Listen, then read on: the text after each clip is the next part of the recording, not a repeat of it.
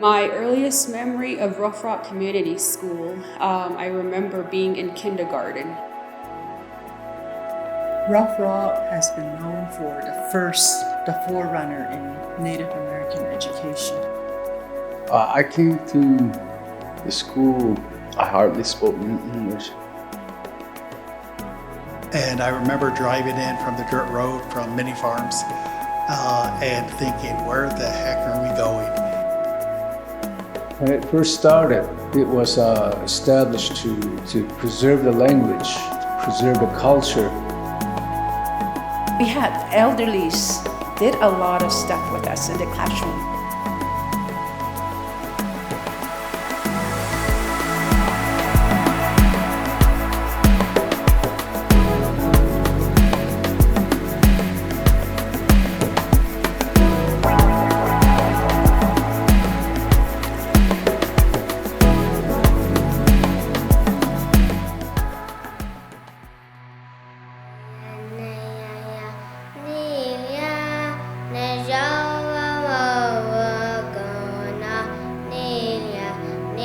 When I entered fourth grade, the school was open. That's when I first stepped into the new school building as a fourth grade. Yad eshe aramin saldinishe, maidesh gizina sonanes eretkachi. The teachings that Rough Rock has given me is a lot of cultural knowledge and also a lot of leadership techniques that I have taken from here. Yad eshe mean samnyesha, kithachinisha hanagani. As a student, I remember a lot of the Navajo language and culture. I give a lot of credit to the teachers who've been here for many, many years. I still have teachers who are working here who were my teachers in high school and in elementary. By 1970, I think the school was nationally recognized as a front runner for the bilingual bicultural education then. Ato Anna se shazonde ande pasjabana toni pasjabana slinde nakita tnache tada tnache ado tanjun nana shinsinde akande bitata de shao.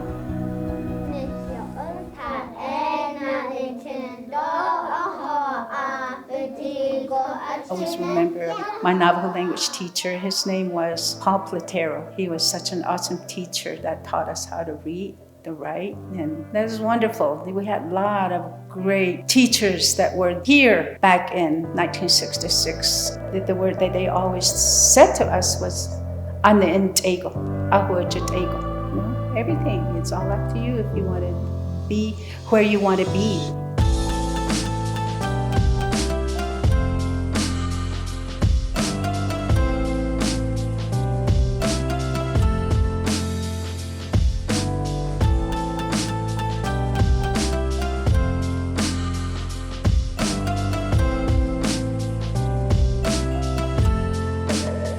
My earliest memory of Rough Rock was through the sports. I guess as a young child, they also had a rodeo programs.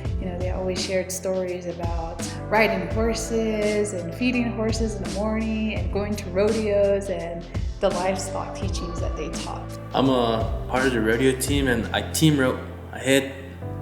Last year I made it to the finals in Rock Springs. And that was one of my goals. And couldn't have done it without the school. The school helped me a lot.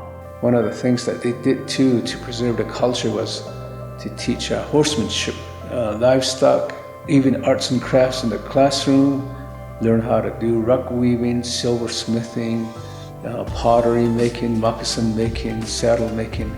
All these things happen in the classroom. Navajo history, language, and culture has every right to be in a classroom just like English or math or science or any other Western subject. The culture was taught, the tradition was taught, the way of life was taught here within the school, along with the mainstream education. The school board members, they used to come in and tell us traditional winter stories, and it was so neat, how they used to come in and pray with their corn pollen before they start their stories, and how we would be good listeners and make the stories that they're going to tell us be a part of our life. I remember being in kindergarten. I remember the old building that was up at the upper campus. We had a classroom that we were in, and I even remember my classmate.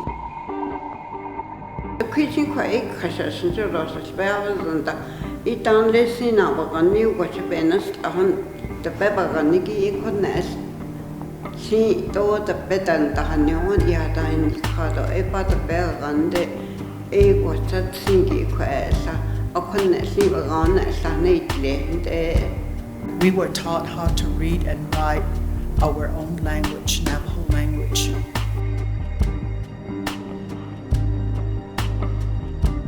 That's the highest I think I cherish, is the traditional culture, speaking, being able to speak, read, and write Navajo language, the Net language.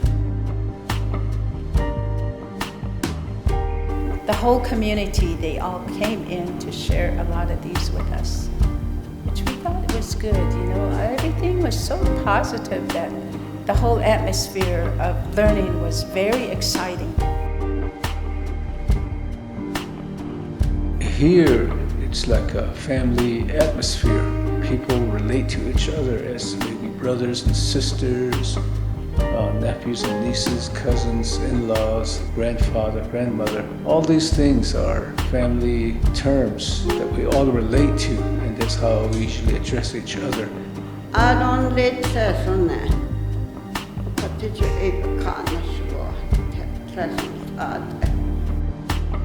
And there was always a teacher assistant who spoke Navajo, and whatever was taught in English, like math, science, they would reinforce it by teaching it in Navajo again, or interpreting the concepts into Navajo.